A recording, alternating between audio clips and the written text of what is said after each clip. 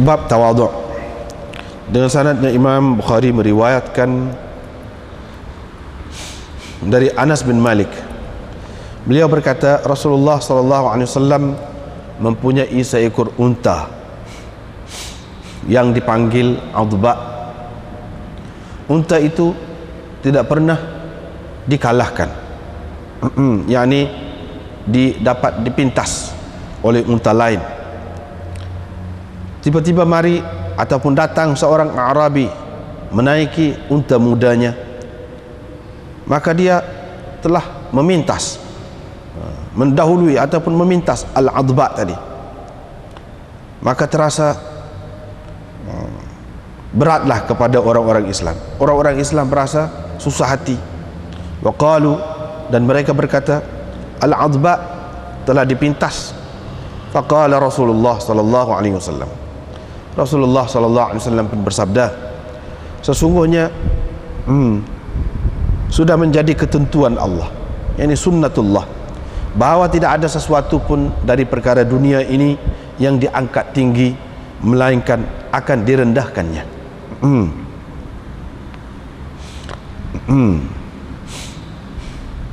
Dalam nuskha yang lainnya, alla yarfa'a syai'an minad dunya, alla yarfa'a syai'an minad dunya. Artinya kalau baca lagu tu, Allah jadi fa'il, syai'an jadi maf'ul. Kalau baca ini syai'un tu jadi naib fa'il lah, naib fa'il. Dengan sanadnya Imam Bukhari meriwayatkan lagi daripada Abi Hurairah. Beliau berkata, Rasulullah sallallahu alaihi wasallam bersabda, sesungguhnya Allah berfirman, sesiapa yang memusuhi kekasihku, maka aku isytiharkan perang terhadapnya.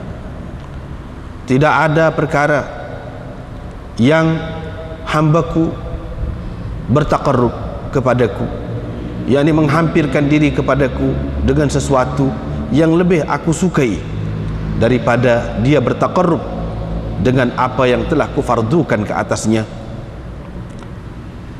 Senantiasa hambaku mendekatkan diri kepadaku dengan perkara-perkara sunat sampai aku menyayanginya, sehingga aku menyayanginya, dan aku menjadi pendengaran yang dia mendengar dengannya, penglihatan yang dia melihat dengannya, tangannya yang dia menjamah dengannya, dan kaki yang gunakannya buat berjalan. Wa in sa'alani, kalau dia meminta kepadaku, pasti kuberikan kepadanya, dan kalau dia meminta perlindungan dariku, pasti aku lindunginya, dan tidak aku teragak-agak untuk melakukan sesuatu yang pasti kulakukan seperti teragak-agaknya aku untuk mengambil nyawa orang mukmin. Dia tidak suka mati, sedangkan aku tidak suka menyakitinya. Bab qaulin Nabi sallallahu alaihi wasallam. Ini bab sabda Nabi sallallahu alaihi wasallam, aku diutuskan dengan kiamat kahatain, seperti ini, seperti dua jari. Wa ma amru sa'ah illa kalamhil basar.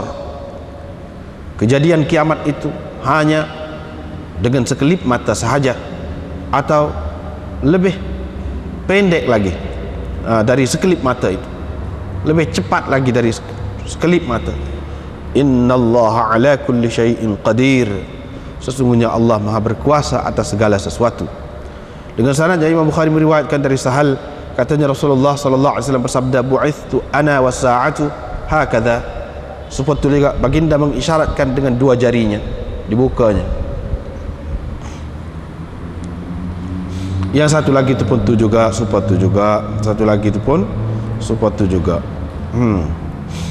Babun, diriwayatkan dari Abi Hurairah bahwa Rasulullah sallallahu alaihi wasallam bersabda, kiamat tidak akan berlaku selagi matahari tidak naik dari sebelah barat. Apabila matahari telah naik, yakni dari sebelah barat, dan manusia melihatnya, semua mereka beriman. Tetapi itu adalah waktu di mana iman seseorang tidak berguna kepadanya. Iman seseorang yang belum lagi beriman sebelum itu, ataupun melakukan amal soleh di samping imannya, melakukan kebaikan di samping imannya, tidak berguna kepadanya. Wala taqumanna as-sa'ah, kiamat berlaku ketika dua orang menghamparkan kainnya, belum lagi mereka sempat berjual beli dan melipatnya, kiamat telah berlaku. Kiamat pasti berlaku ketika seseorang insarafa ar-rajul, pulang membawa susu yang diperahnya tetapi tidak sempat diminumnya. Kiamat berlaku ketika seseorang menyiapkan kolamnya tetapi belum sempat mencurahkan air ke dalamnya. Kiamat berlaku ketika seseorang mengangkat suapan ke mulutnya tetapi tidak sempat dia memakannya. Bab man ahabba liqa Allah, bab orang yang suka bertemu dengan Allah, Allah suka bertemu dengannya.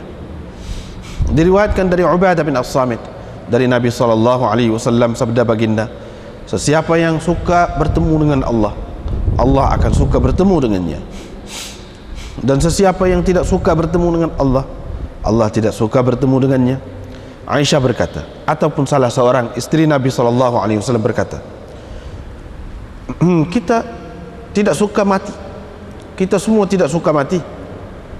Nabi SAW bersabda, bukan itu yang dimaksudkan, tetapi orang mukmin bila hampir mati diberi kegembiraan akan mendapat keredaan Allah dan kemuliaan yakni di sisi Allah, maka tidak ada sesuatu yang lebih disukainya daripada suasana itu, daripada apa yang ada di hadapannya.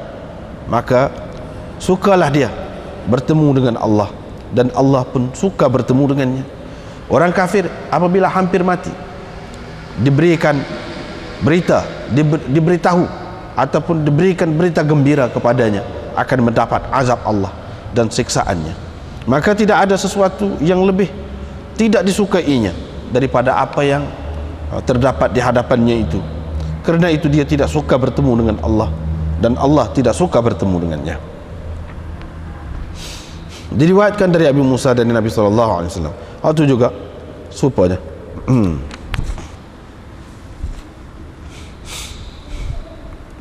diriwayatkan oleh Sa'id bin Musayyab dan Urwah bin Az-Zubair bersama-sama dengan beberapa orang ahli ilmu yang lain, bahwa Aisyah istri Nabi SAW berkata, Rasulullah SAW pernah berkata ketika dia masih sehat, ketika dia masih segar, bahwa sesungguhnya seseorang Nabi itu tidak akan diambil nyawanya sebelum ditunjukkan kepadanya tempat duduknya, tempat tinggalnya di surga, kemudian diberi pilihan kepadanya. Apabila Nabi SAW ditimpa, apabila Nabi SAW jatuh sakit, ketika itu kepalanya berada di atas pahaku, baginda pengsan seketika, kemudian sedar. Fa'ashkhasa basarahu ila saqf, dan memandang ke bumbung.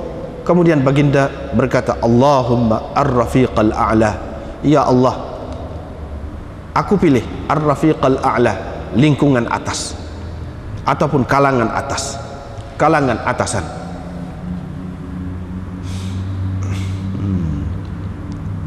Qultu, saya berkata, yang di dalam hati saya, idzan la yakhtarana, kalau begitu dia tidak akan memilih kita, yakni untuk bersama kita lagi. Dan aku pun sedarlah bahwa itulah cerita yang pernah Nabi ceritakan kepada kami. Itulah cerita yang pernah dia ceritakan kepada kami, itulah maksudnya. Qalat, Aisyah berkata, itulah kalimah terakhir yang diucapkan oleh Nabi SAW, yaitu kata-kata baginda, Allahumma ar-rafiqal a'la, itu yang terakhir. Bab sakaratil maut, ini bab kesukaran mati. Diriwayatkan dari Aisyah bahwa beliau berkata, sesungguhnya Rasulullah sallallahu alaihi wasallam ada di hadapan baginda satu bekas rakwah ataupun ulbah, bekas yang berisi air. Perawi Umar bin Sa'id Syak, ulbah atau rakwah, tapi maksudnya samalah, maksudnya bekas kecil yang berisi air. Baginda mula memasukkan kedua tangannya fil ma' ke dalam air itu dan disapu mukanya dengan keduanya, dan baginda berkata, mengucapkan la ilaha illallah. Sesungguhnya kematian itu ada banyak kesukaran, ada banyak kesukaran mati itu. Kemudian baginda mengangkat kedua tangannya lalu berkata, fir rafiqil a'la, fir rafiqil a'la, hatta qubida, dan terus baginda mati. Wa malat yaduhu, dan terlepaslah tangan baginda, tangan dia jatuh, itu maknanya jatuh. Diangkat, jatuh. Diriwayatkan dari Aisyah, katanya ada beberapa orang Arab, orang ulu, Jufat, yang kasar perangai mereka, datang kepada Nabi SAW. Mereka bertanya baginda tentang kiamat, bilakah akan berlaku kiamat? Nabi SAW pun memandang kepada yang paling muda, yang paling kecil di antara mereka, lalu baginda bersabda, kalau dia ni hidup, dia tidak akan sempat tua, melainkan kiamat kamu akan berlaku kepada kamu. Hisham berkata, maksud baginda mati mereka, yang ini mati hak lain-lain. Budak ni tak ada tua, hak lain mati, itu maknanya hak lain berlaku kiamat dia kepada dia. Nabi SAW kata. Diriwayatkan dari Abi Qatadah bin Rabi'i Al-Ansari bahwa beliau menceritakan, sesungguhnya Rasulullah SAW pernah dibawa lalu di hadapan baginda satu jenazah. Baginda pun berkata, mustarih wa mustarah minhu, jenazah yang tenang ataupun orang lain tenang, jenazah yang tenang dengan kepergiannya atau orang lain tenang dengan kepergiannya. Qalu ya Rasulullah, apa makna mustarih, jenazah yang tenang dan tenang dengan ketiadaannya itu? Nabi SAW berkata, hamba mukmin tenang daripada kepenatan dan gangguan dunia, pergi kepada rahmat Allah. Dan hamba yang jahat tenang hamba-hamba yang lain dengan ketiadaannya, tenang negeri, pokok kayu, pohon-pohon dan binatang-binatang pun tenang dengan ketiadaannya. Dua lah, mana orang mati ni ada dua macam maknanya, sama ada dia tenang ataupun orang lain tenang. Diriwayatkan dari Nabi SAW, riwayat daripada Abi Qatadah dari Nabi SAW, sabda baginda, mustarih wa mustarahum minhu, al-mu'min yastarih, orang mukmin itu yang tenang. Diriwayatkan dari Anas bin Malik, beliau berkata, Rasulullah SAW bersabda, orang mati dituruti oleh tiga perkara, diikut oleh tiga perkara, dua daripadanya kembali dan tinggal bersamanya satu perkara, ahli keluarga dan harta bendanya mengikutnya, dan amalannya mengikutnya, tetapi ahli keluarga dan hartanya kembali, yang tinggal ialah amalannya. Diriwayatkan dari Ibnu Umar, katanya Rasulullah SAW bersabda, apabila seseorang dari kamu hampir mati, dikemukakan kepadanya apabila seseorang daripada kamu telah mati, telah mati, ini bukan hampir mati, telah mati, dikemukakan kepadanya tempat duduknya pagi dan petang, sama ada neraka tempat tinggalnya yang akan datang, sama ada neraka ataupun surga, dan dikatakan inilah tempat tinggalmu apabila bangkit nanti, selepas bangkit nanti. Diriwayatkan dari Aisyah, katanya Nabi SAW bersabda, jangan kamu memaki orang-orang yang telah mati, kerana mereka telah pun pergi dengan apa yang telah mereka dahulukan, yakni dengan amalan yang telah mereka hantarkan. Baiklah, Ini masih lagi kitab zuhud lagi. Di antara ciri-ciri zuhud, nak boleh jadi orang yang zuhud, mana tidak mementingkan dunia, tidak membesarkan dunia, tidak lebih dunia, tidak melekat dunia dalam hati dia. Di antara ciri-ciri dia nak boleh timbul sifat tu, dia kena ada sifat tawadhu'. Itulah Imam Bukhari buat tajuk-tajuk ni, iaitu ada sifat tawadhu', yakni merendah diri. Merendah diri, tidak membesarkan diri. Lepas tu Imam Bukhari buat mari hadis Anas menceritakan tentang unta. Ada seekor unta Nabi, namanya orang panggil Adba. Unta ni tak rajin, boleh dipintas oleh unta lain. Duduk depan sama, lajunya, jalannya. Tapi pada suatu kali, seorang Arabi mari dengan unta muda dia, nyelitah, boleh pintas unta Nabi SAW. Orang-orang Islam pun puasa keberatan, bimbang lah, kau apa makna pula ni? Takut ada makna-makna lain. Kau Nabi nak mati, kau kalau ke mana, kau boleh jadi belaka lah. Kau orang Islam nak ditimpa bencana kau, macam-macam lah mari. Tak sedap. Mereka kata unta Adba telah dipintas. Maka Rasulullah SAW bersabda, Rasulullah pun kata, gini ceritanya, tak ada masalah apa-apa, cuma sudah menjadi ketetapan Allah, sudah menjadi sunnatullah, bahawa tidak ada suatu benda pun yang dinaikkan tinggi ataupun diangkat tinggi. Suatu benda pun daripada dunia ni tidak ada pun yang diangkat tinggi ataupun tadi kan kita kata alla yarfa'a syai'an yarfa'a, mana tidak ada sesuatu perkara dunia yang Allah angkat tinggi, melainkan dia akan merendahkannya, menjatuhkannya. Itu sudah biasa, tak ada apa. Tak ada apa. Jangan kamu mengambil faham apa-apalah, iaitu sempena tidak baikkah dengan dengan terkebelakangnya unta Adba itu. Jangan begitu. Bahkan Nabi SAW, satunya pengajaran di sini, satu dia nak rakyat hakikat sunnatullah. Gapo pun hak naik tinggi, walaupun dia molek setara mana pun, dia akan jatuh juga. Akan tiba masa dia ke bawah. Soal dia nak naik pula, itu soal lain. Tetapi begitu sudah jadi sunnatullah. Turun naik. Hak buruk, hak baik, turun naik. Hak lebih, hak kurang, turun naik. Kaya, miskin, semua itu bertukar-tukar. Itu sudah jadi sunnatullah. Lepas tu hak ni dia, bukan dia yang kalah. Unta tu syai'un minad dunya, sesuatu daripada dunia. Daripada dunia ni unta tu. Itu satu. Bukan maknanya dia kalah, agama dia kalah, tak ada kena mengena tu. Ini masalah binatang tu sendiri.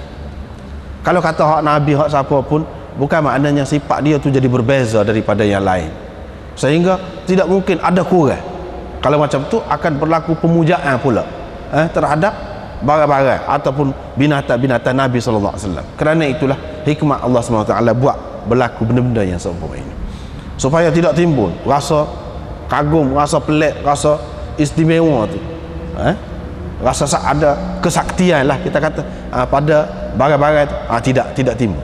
Itu tujuan berlaku perkara-perkara yang seperti ini. Itu yang kedua.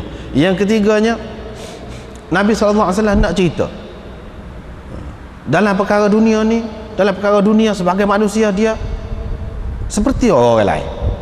Boleh jadi ada lebih, ada kurang. Seperti orang lain. Kalau orang lain sakit, apakah Nabi tidak sakit? Sakit juga. Kalau orang lain mati, adakah Nabi tidak mati? Mati. Kalau orang lain kalah, adakah Nabi tidak mungkin kalah sama sekali? Hak dunia mengikut perkiraan dunia, ada, boleh jadi kalah. Benda-benda tu termasuk di dalam sunnatullah di dalam dunia, dan ini tidak khusus dengan orang-orang lain, tidak kecuali Nabi pun termasuk juga. Nabi pun termasuk juga. Begitu juga agama dia Islam, hak Allah SWT redha, Allah SWT kenal dah. Apakah tidak mungkin jatuh? Boleh jatuh, tetapi dia boleh naik pula, itu soal lain. tapi cerita barang dunia ni memang lagu tu. Kita kena ingat. Jadi apabila ada turun naik, maksudnya apa maksud agama? Nak suruh kita ni beringatlah. Dah kita tahu dah. Kita boleh jadi sakit. Jangan boleh jadi sakit lah. Kira lah kat mana-mana. Kalau kita boleh jatuh miskin, kalau kita kaya, kena fikirlah macam mana orang jadi miskin tu, macam mana orang jadi papa kedana. Begitu juga yang lain-lain. Kalau Islam ni jatuh, kita tengok sejarah lah. Apa sebab dia jatuh? Jangan lagi kita buat lagu tu, akan jatuh pula. Dan Islam dulu naik, kenapa? Kita tengoklah sebab-sebab dia. Kita kena ikut lagu tu. Itu maknanya pengajaran di sini.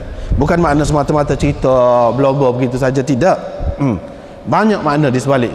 Nak cerita supaya kita beringat. Itulah sifat dunia. Apabila sifat dunia begitu, kita kena beringat, kita kena berjaga, kita kena berhati-hati. Bukan seperti dalam syurga. Kalau dalam syurga tak payah mikir dah. Makan banyak mana. Dunia tak boleh lagu tu, walaupun sedap pun. Dunia tak boleh lagu tu, walaupun sedap, walaupun nafsu kita suka, tak boleh. Sebab apa? Ada di sebalik hak sedap tu, hak tak sedap. Itu sifat dia. Hak ni, hak nak. Jadi apabila kita ingat hak ni, satu, dunia ni barang yang turun naik, ada rendah. Kalau naik tinggi pun seseorang tu dia tidak tinggi sama. Jadi dia berasa rendah diri. Dia timbullah rasa rendah diri. Begitu sifat dunia ni. Siapa-siapa pun, maka dia akan timbul berasa rendah diri. Tidak ada membesarkan diri.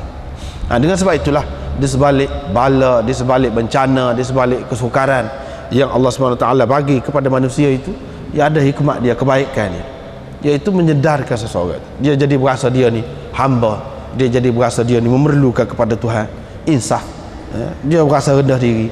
Hal tu perlu. Dan ini untuk merendahkan diri, supaya Nabi itu sendiri pun tidak jadi berasa besar ke diri, semua lebih sama dia, lebih sama ikut kehendak. Tidak gitu. Ini makna tawaduk. Dan Nabi SAW nak ajar kepada orang lain. Sebab itulah dulu kita sudah jumpa dalam hadis ini, jangan kamu lebihkan aku daripada Yunus bin Matta. Padahal jelas Nabi SAW itu lebih daripada sekalian Nabi yang lain. Apa yang dia kata lagu tu? Dia tak saya ajar besar ke diri ni, tak saya ajar besar ke diri. Dan moga sama-sama Nabi, hak semua Allah SWT lantik dari segitu serupa. Jangan duduk kata, jangan duduk tonjolkan dia ni telah melanggar perintah Tuhan, jadi dia kurang lah, lepas tu kena telan kau ikan sekian-sekian lama. Nabi kita tak ada lagu tu, tak pernah lari. Jangan fikir lagu tu tentang Nabi. Jangan fikir lagu tu, sehingga kamu berasa aku lebih daripada Nabi Yunus misalnya, kerana zahir daripada cerita dia tu nampak macam ada kekurangan dia lah, nampak macam itu. Jangan kita kurangkan Nabi, itu maksudnya.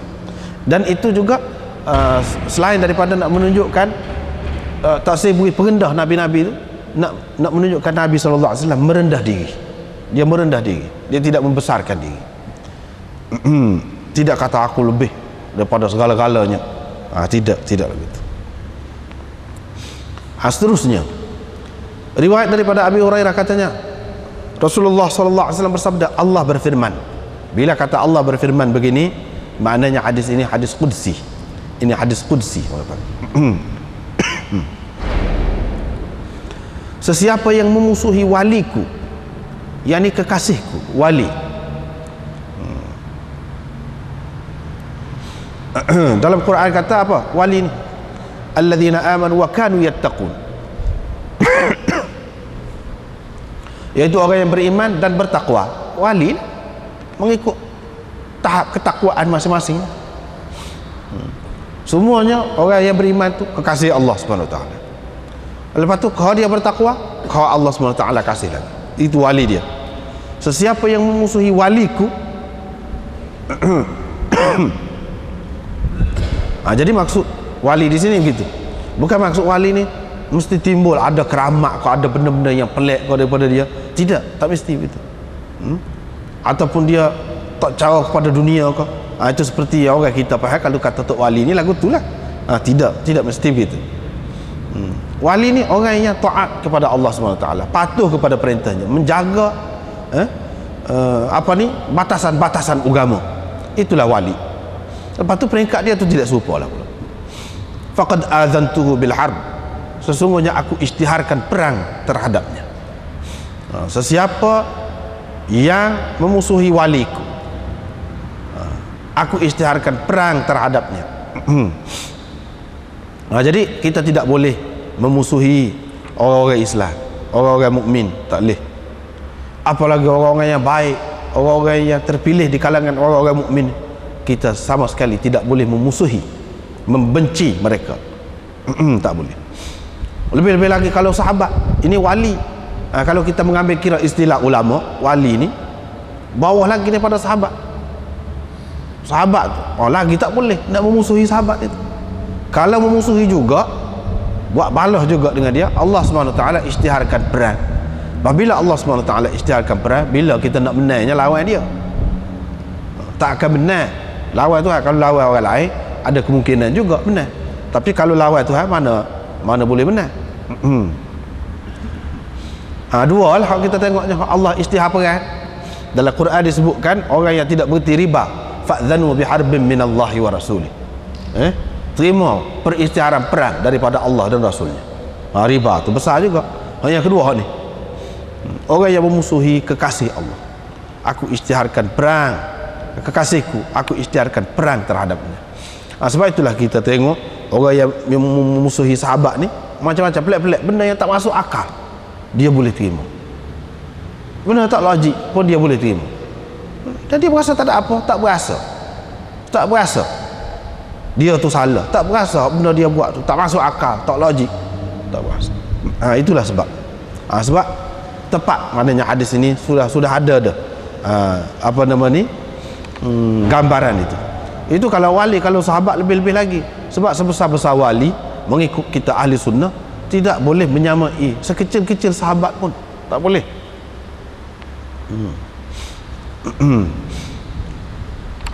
Dan tidak ada hambaku bertaqarrub kepadaku dengan sesuatu yang lebih aku suka daripada apa yang aku fardukan ke atasnya. Allah SWT paling suka hamba ni buat untuk mendekatkan diri kepada dia, apa dia? Iaitu buat hak dia fardukan. Sembahyang fardu, buat tu jangan tinggal. Puasa hak fardu, buat tu jangan tinggal. Buat molek apa-apa yang fardu lah, hak itulah yang paling aku suka. Allah SWT kata, hamba bertaqarrub, yang menghampirkan diri kepadaku dengan apa yang aku fardukan ke atasnya, hak tu aku paling suka. Lepas pada tu hambaku terus menerus bertaqarrub, yang menghampirkan diri kepadaku dengan perkara-perkara sunat.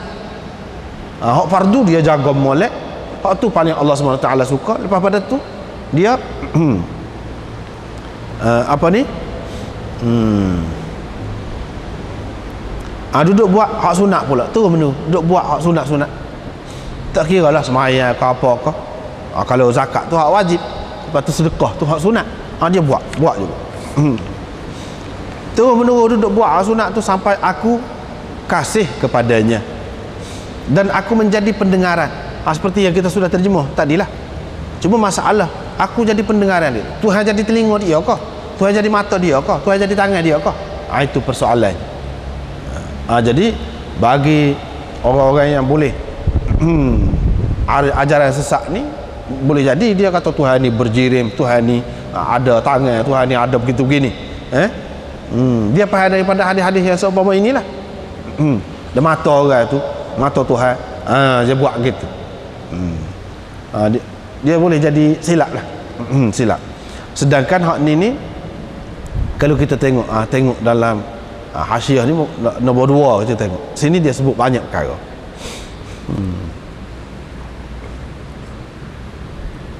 Apa maknanya? Maknanya yang pertama, Allah SWT memberi taufik kepadanya untuk melakukan amalan-amalan yang dengan anggota-anggota ini. Yakni Allah SWT mempermudahkan jalan kepada perkara yang dia suka, dan Allah menjaganya daripada terjerumus dalam perkara-perkara yang Allah SWT tidak suka. Itu maknanya aku menjadi pendengarannya, aku menjadi penglihatannya, aku menjadi tangannya. Maksudnya Allah SWT memberi taufik kepada dia untuk menggunakan anggota-anggota tadi pada perkara yang Allah SWT berkenan. Itu makna taufik. Taufik tu mana menimbulkan kesedaran dalam hati seseorang itu untuk buat sesuatu yang Allah SWT berkenan. Itu yang pertama. Dan menghindarkan dia daripada perkara-perkara yang tidak Allah SWT tidak suka. Perkara-perkara yang tidak halal, mana dia tidak pegang dengan tangan dia barang yang haram. Tidak buat dengan kaki dia tu perkara yang haram dan sebagainya. Waqad yakunu, itu yang pertama. Yang kedua, boleh jadi makna dianya suratul ijabah fid du'a wal injah fit talab. Boleh jadi ini bermakna segera Allah SWT segera menerima doa dia, segera menerima doa dia dan meluluskan, menjayakan kehendaknya, tuntutannya. Sebab apa? Usaha-usaha manusia, iaitu dengan anggota yang 4 ini. Usaha manusia dengan 4 anggota ini hak pentingnya. Maknanya manusia guna ni untuk apa? Untuk mendapat maksud dia, yang Allah memberi maksud dia. Itu maknanya. Intaha. Ini tersebut dalam Tibin dan Kirmani dan Aini dan Khairu Jari. Wa fit Tausyih, adalah kitab Tausyih pula, dia ada sebut gini. Ulama sepakat, ulama mimman yu'taddu biqaulihi, ulama yang diambil kira pendapatnya. Ada juga orang panggil ulama tapi orang tak boleh pakai. Tak boleh pakai.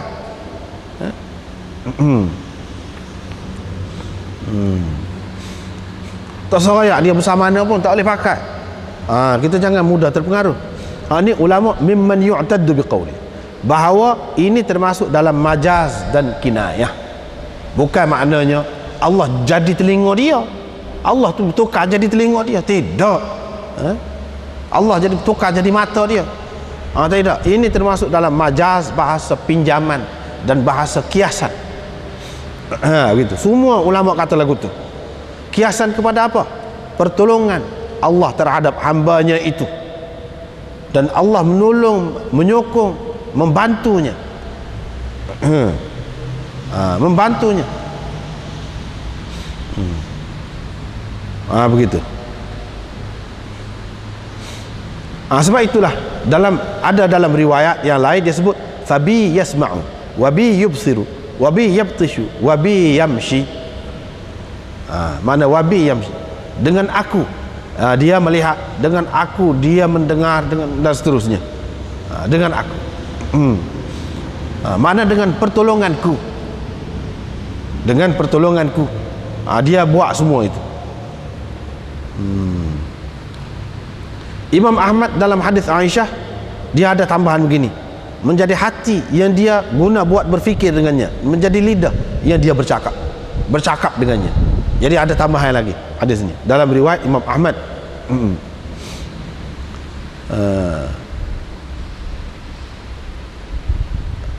Fala yasma'u illa ma yahillu sama'uhu, dia tidak mendengar kecuali apa yang halal didengarnya. Kecuali apa yang didengarnya. Apa ni? Ini pendapat yang ketiga. Yang keempat, yang dimaksudkan dengan hadis tadi, yaitu bisam'i al-masmu'. Pendengaran di situ bukan makna pendengar, yang apa yang didengar, itu dari segi bahasa. Yang ini masdar dipakai dengan makna ism maf'ul.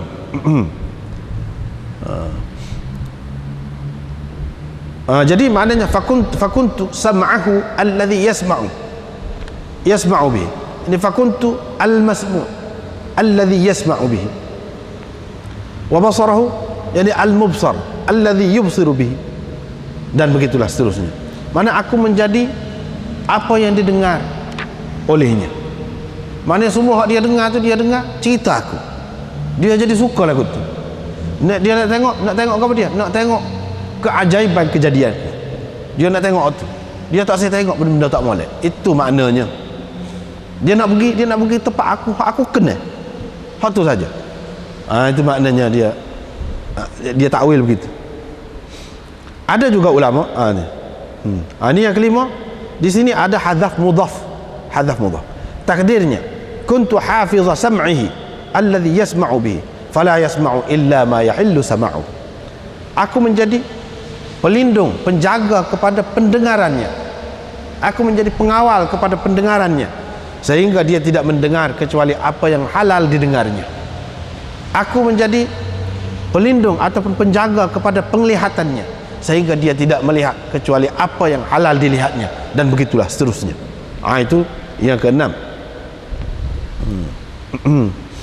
Ada diriwayatkan dari Abi Uthman, yaitu salah seorang imam orang-orang sufi ini, Imam Baihaqi, dalam kitab Az-Zuhud, dia ada mengemukakan sanad daripada kata-kata dia.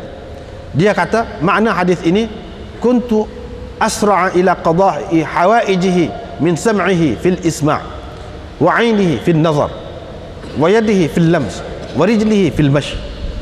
Dia kata tu pula. Makna dia kata, aku lebih bersegera dalam menyempurnakan kehendak dia daripada pendengaran dia dalam memperdengarkan sesuatu kepadanya.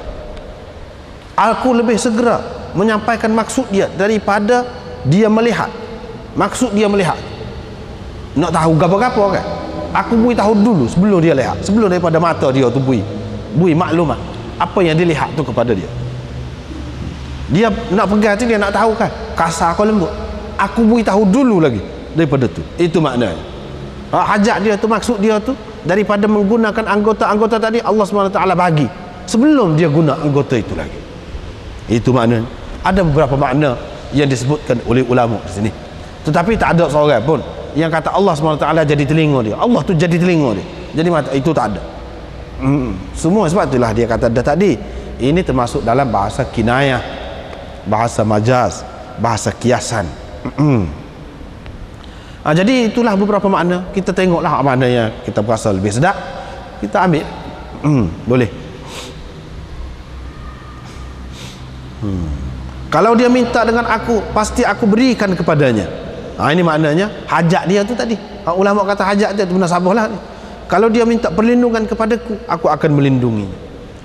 Tidak ada sesuatu yang aku nak buat, aku nak buat, memang akan buat, aku teragak-agak. Ini pun hadis-hadis yang orang panggil hadis mutasyabihat ni.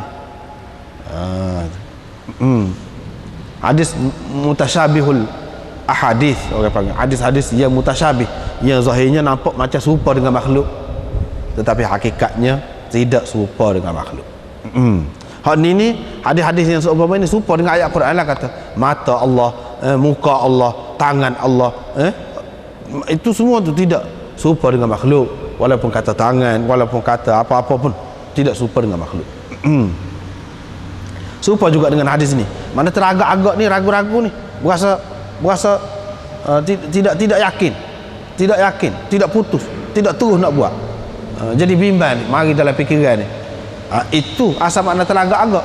Tapi di sini dia nak ceritanya, wa ma taraddadtu an syai'in ana fa'ilu taraddudi.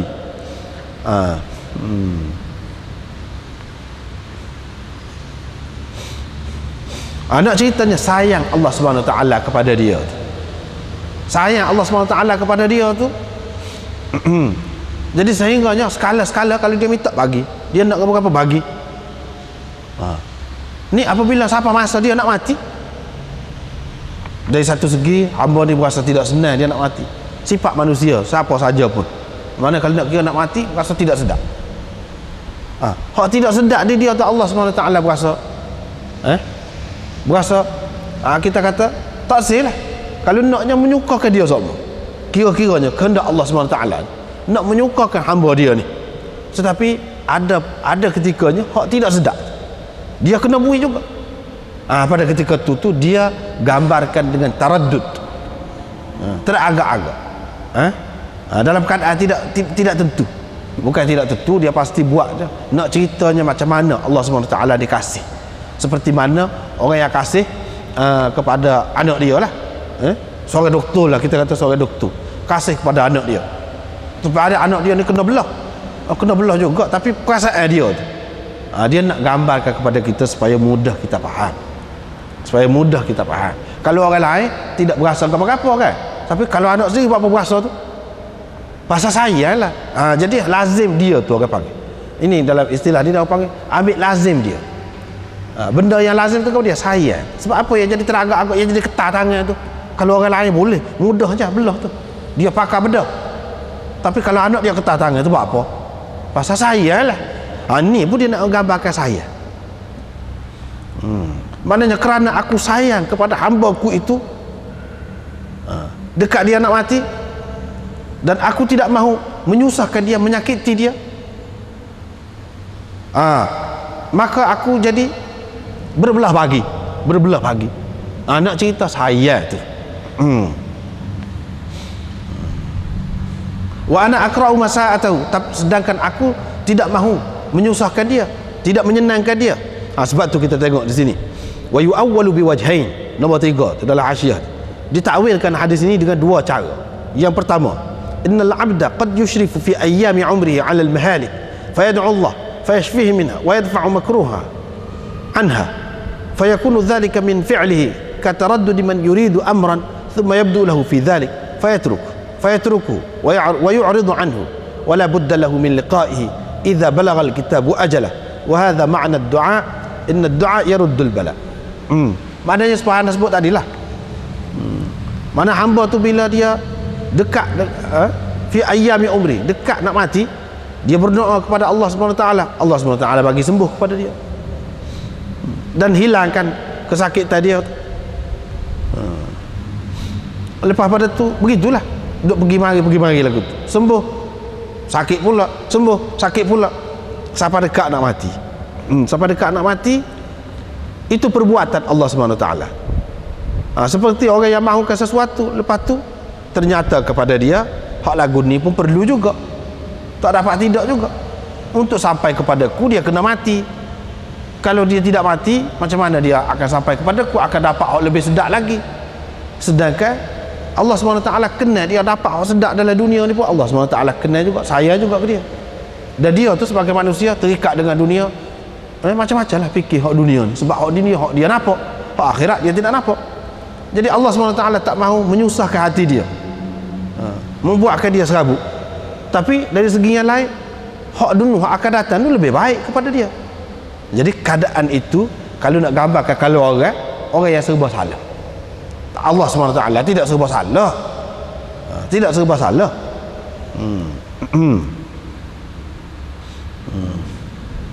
Apabila sampai masa dia,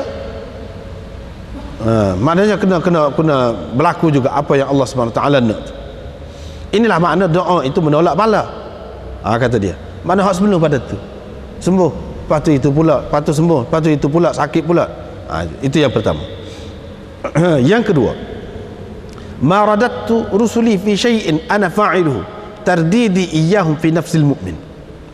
Aku tidak kembalikan, hantar pergi mari rasul-rasulku, yang utusan-utusanku pada apa-apa perkara seperti yang aku hantarkan kerap kali untuk mengambil nyawa hamba-Ku yang mukmin, seperti mana Nabi Musa.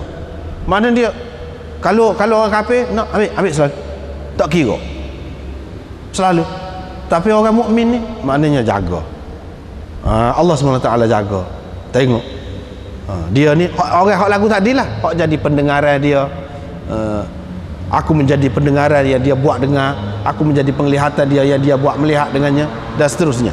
Orang hak lagu tu. Jadi Allah SWT hantar beberapa kali rasul dia tu, maksudnya malakul maut lah di sini, untuk pergi tengok sesuai dengan tidak keadaan dia, ada buat apa-apa hak baik yang boleh memanjangkan umur dia, boleh jadi keluarga dia suka lagi, boleh jadi dia buat apa-apa lagi kebaikan untuk orang lain.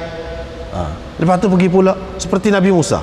Mula-mula pergi Nabi Musa tampakkan Fir'aun dulu, malakul maut tu dulu, seperti yang kita sudah jumpa dalam hadis dulu.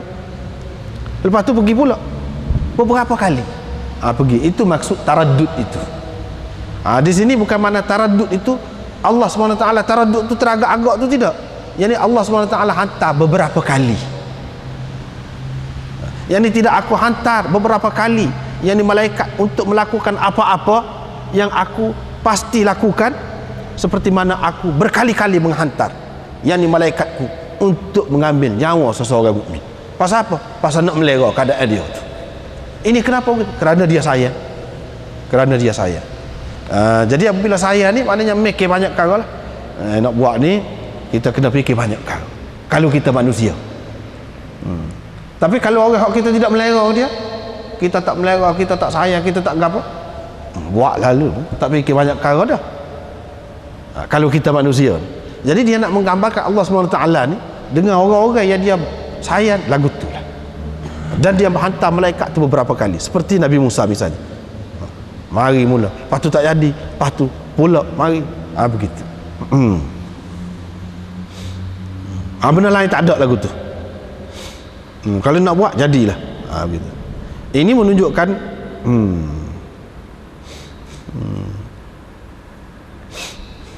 jadi hakikat maksud hadis ini dalam kedua-dua cara tadi, tafsiran tadi, maksudnya lutfullah, lutf Allah, yakni rahmat Allah terhadap hambanya dan kasihan belasnya, kasih sayangnya terhadap hambanya. Itulah maksudnya. Kita pakai ke mana-mana pun itulah maksudnya.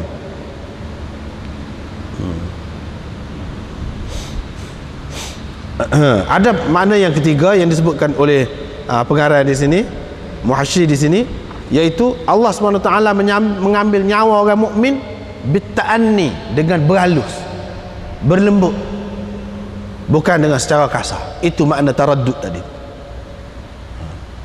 Itu makna taraddud tadi. Bukan taraddud itu makna teragak-agak, tidak. Tetapi taraddud itu dengan makna aku berhalus, tidak ada sesuatu yang aku berlembut, berhalus dalam menghadapinya, seperti mana aku berhalus dalam menghadapi orang mukmin ketika mahu mengambil nyawanya. Itu maksudnya. Itu makna berhalus, berlembut. Ini menunjukkan bahawa orang mukmin tu mati pada dalam keadaan yang tenang, yang baik, walaupun zahirnya nampak tidak baik. Seterusnya Nabi SAW kata, aku diutuskan jadi naknya kepada dia ni bab tawaduk ni. Di sini Imam Bukhari nak cerita hadis ni, orang ni boleh meningkat naik sampai ke begitu sekali tingginya darjat dia, sehingga Allah SWT begitu sayang kepada dia. Apa-apa yang dia nak Allah SWT bagi ni, kenapa? Kerana ada sifat tawaduk.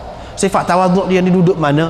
Iaitu duduknya pada dia melakukan amalan fardu dan juga amalan sunat yang Allah SWT suka. Apabila hamba tu beribadat kepada Allah, maknanya dia merendahkan diri. Itulah makna rendah diri yang sebenarnya, yakni merendahkan diri kepada Allah Subhanahu Wa Taala. Apabila orang itu merendahkan diri kepada Allah Subhanahu Wa Taala, akan jadi ginilah Allah Subhanahu Wa Taala bagi kepada dia. Itu hendaknya. Seterusnya Nabi SAW bersabda, aku diutuskan dengan kiamat seperti ini. Dia isyarat mana dekat. Hal ni pun dalam kitab Zuhud, apa maknanya sebut? Nak ceritanya, bila kita tahu dunia ini tidak kekal, tempat bukan kekal, maka kita tidak terlekat, tak patutlah kita lekat hati kita ni dengan dunia tu sangat. Begitu sayang sangat pada dunia tu, ke mana-mana pun kita nak tinggal. Kalau tak ada sampai ke kiamat pun mati. Itu pun kiamat kepada setiap orang. Dalam hadis ada disebut, selepas ni pun ada sebut, iaitu mati dia tu dia sebut kiamat. Ke mana-mana pun akan mati juga. Jadi dengan sebab itu tak bolehlah terikat hati sangat dengan dunia ni. Itu maksud dia. Aku dengan kiamat ni dekat. Kalau nak kira orang hidup sampai dulu, lama lagi jauh dia dengan kiamat, menasabah juga. Kalau nak kata dia ni nak bergoma kejar dunia, itu pun dia kejar-kejar pun dia mati juga ke mana-mana. Apatah lagi kita duduk di akhir zaman dengan kiamat ni dekat, tak sepatutnya. Nak fikir ke dia, kalau kita umur panjang pun, katakanlah dekat juga dengan kiamat, nak banding dengan orang zaman dulu. Jadi makna tak patut lah. Itu hendaknya. Nabi SAW isyarat kepada dua tangan ni, apa makna? Ada ulama mengatakan isyarat kepada panjang dia tu. Panjang ni. Ni jari ni, tengah ni dengan jari ni, telunjuk ni, panjang jari tengah ni. Panjang mana? Sikit je kan? Maknanya dia ni, dia zaman dia dengan kiamat ni tak lama. Ada yang kata lagu tu. Ada pula yang katakan maksud gini ni isyarat bahawa dia dengan kiamat ni, di celah dia ni tidak ada nabi yang lain. Lepas pada dia tu kiamat. Tak kira panjang tu panjang selama mana, boleh jadi panjang lagi daripada zaman Nabi dulu. Dan tentu dah kalau kita tengok sekarang ni nak banding dengan Nabi dulu, banyak daripada Nabi-Nabi dan Rasul-Rasul dulu, lebih panjang hak Nabi kita dah kalau nak kira. Bukan kira dari segi tu, kira dari segi adakah Rasul ataupun Nabi selepas dia. Tak ada. Mana sementara naik kiamat tu dia saja kena pakai hak dia. Itu maksudnya. Itu yang kedua. Yang ketiga, maksud isyarat kepada dua ni mana tak jauh, dekat. Isyarat kepada dekat kiamat itu, tidak jauh.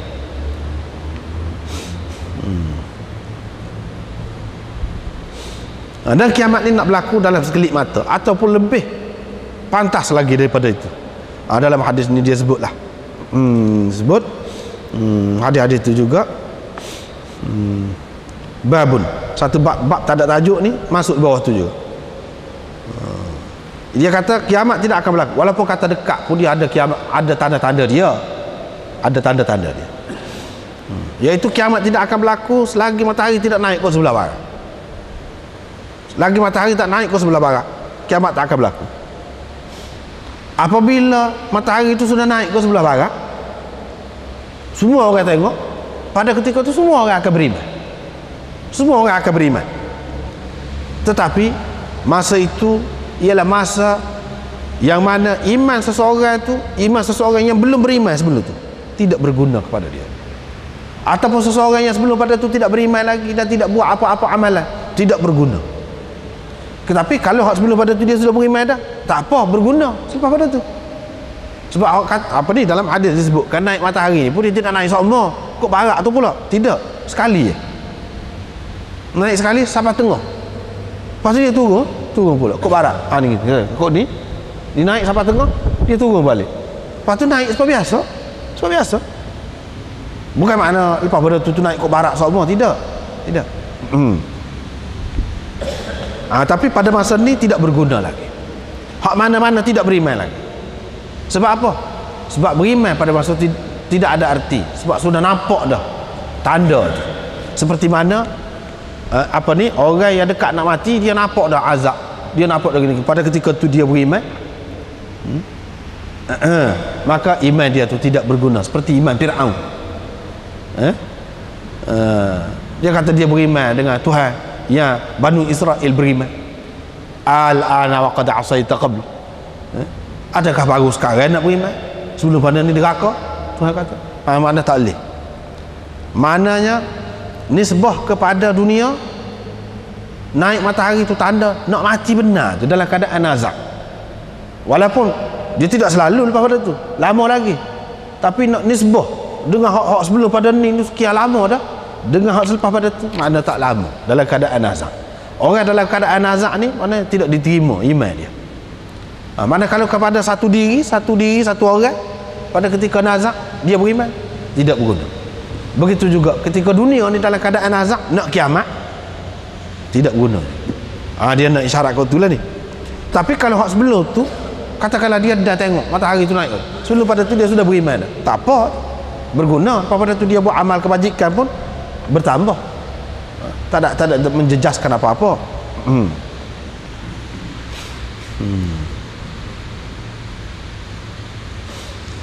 Wala taqumanna as-sa'ah, kiamat pasti berlaku. Ketika mana? Yang ni ketika ada orang duduk buka kain ni. Hak mana nak jual kain tu buka kain. Tak ada jual beli, tak ada lipat. Kiamat berlaku tu. Begitulah. Mana masing-masing orang ni sibuk dengan hal masing-masing. Tidak kata sebelum kiamat tu duduk berengak dah. Duduk tunggu ni supaya kapal terbang nak jatuh. Tidak lagu tu. Ni kapal terbang terbakar dah. Ni kita suruh nak jatuh lah. Kita kata, tidak lagu tu. Orang tak khabar, tak sedar.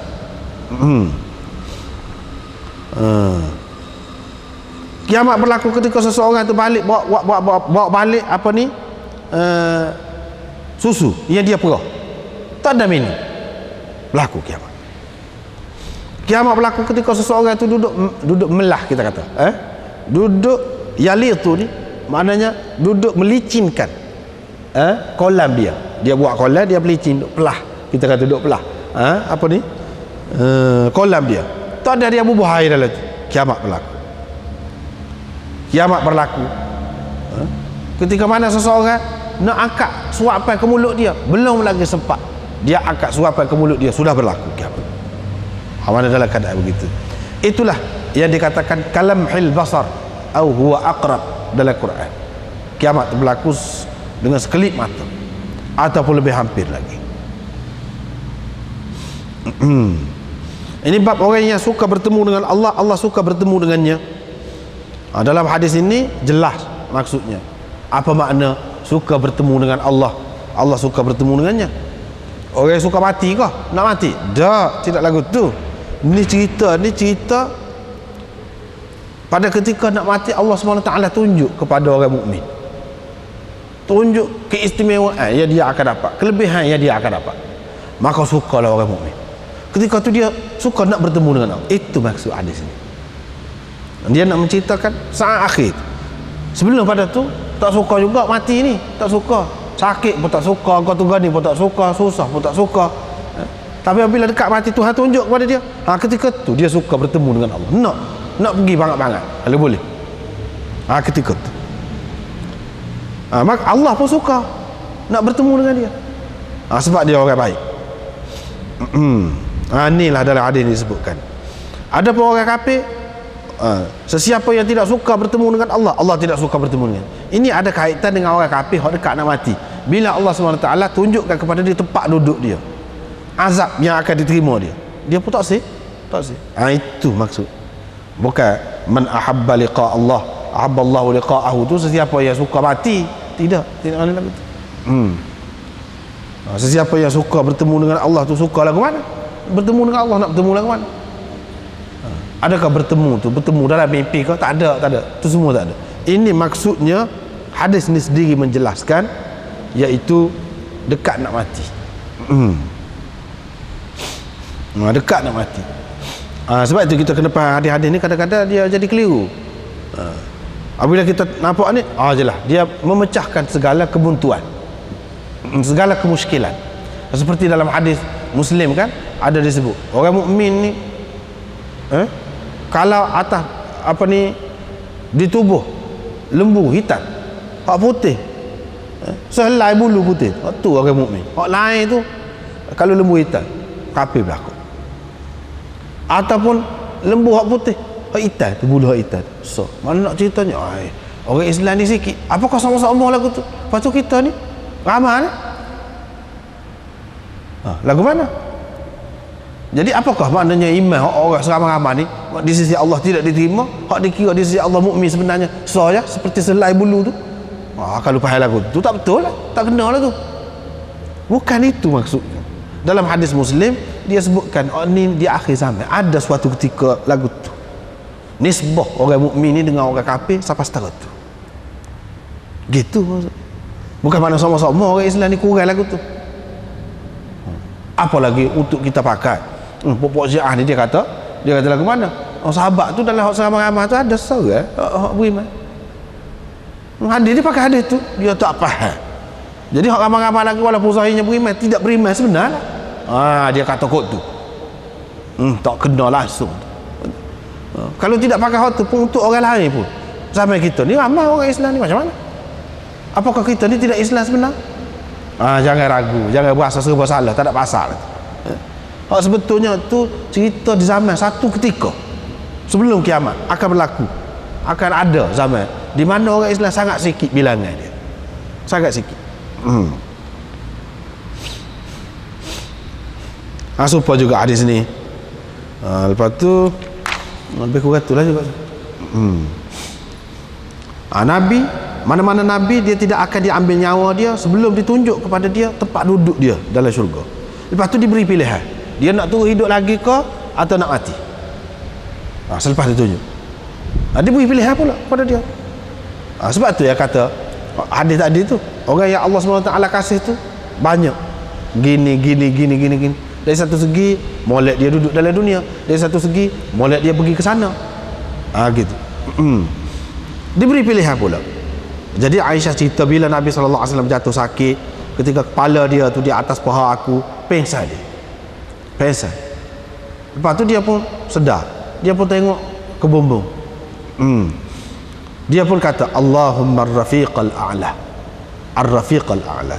Yani aku pilih kalangan kalangan tinggi, maknanya kalangan atasan, yani orang-orang yang terpilih. Mana aku pilih untuk bersama dengan ruh-ruh ataupun al-mala'il a'la, malaikat-malaikat di alam tinggi, mana untuk bersama dengan pokok-pokok tu. Aisyah pun kata dalam hati dia, bila Nabi SAW dah kata lagu tu, kalau lagu tu dia tidak akan pilih kita lah. Sebabnya tadi kan dia kata diberi pilihan pula, diberi pilihan kepada dia nak terus hidup ke tidak. Bila dia kata lagu tu, Aisyah pun fahamlah bahawa dia tidak akan pilih kita, yang dia tidak akan pilih untuk terus hidup dalam dunia, bahkan pilih mati dah lah. Dan aku pun sedarlah, inilah yang hak dia selalu, yang dia duduk cerita dulu tu, gini cara tu, hak ni lah yang berlaku kepada dia. Itulah kalimah yang terakhir yang diucapkan oleh Nabi SAW. Dia tidak mengucap la ilaha illallah, la ilaha illallah untuk orang lain. Dia tidak, hak ni hak akhir. Orang lain, man kana akhiru kalamihi la ilaha illallah dakhala al-jannah. Siapa yang ucapan terakhirnya la ilaha illallah masuk syurga. Tapi Nabi dalam hadis-hadis dia tidak kata lagu tu, dia tidak kata la ilaha illallah. Sebab apa? La ilaha illallah tu mantap dalam jiwa dia, tak perlu dah, tak perlu sebut. Cumanya hak perlu pilihan dia, nak tahu dia nak pergi mana, nak duduk dalam dunia ke dunia lain, ar-rafiqal a'la. Pilihan saja. Dia tu beriman jelas dah, tak ada kurang, tak ada gapo, tak ada perlu nak kena baru ke apa ke, la ilaha illallah tak perlu dah. Kepada orang lain, yalah, kepada orang lain kita tidak pula disuruh ajar, suruh dia kata ar-rafiqal a'la. Dan mungkin Nabi SAW kata lagu tu, nak ikut sunnah dia ada dah. Tidak, tak ada siapa pun kata lagu tu, tak ada siapa pun. Itu makna ada beza di antara kita dengan Nabi. Di antaranya hak ni lah.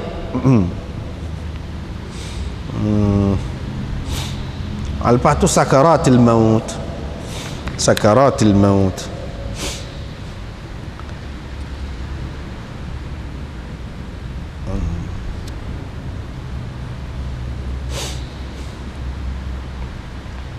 Dan hadis ini juga masuk dalam bab apa ni? Dalam bab zuhud. Kaitannya ke mana? Jadi orang yang hatinya tidak terikat dengan dunia, orang itulah yang suka bertemu dengan Allah, tidak bimbang kalau nak mati, kalau gapo. Kalau nak mati syahid, kalau lagi suka dia, tidak bimbang. Orang yang tidak zahid, tidak ada sifat zuhud, yang ni hatinya tidak terikat dengan dunia, tak ada sifat tu, beratlah, berat.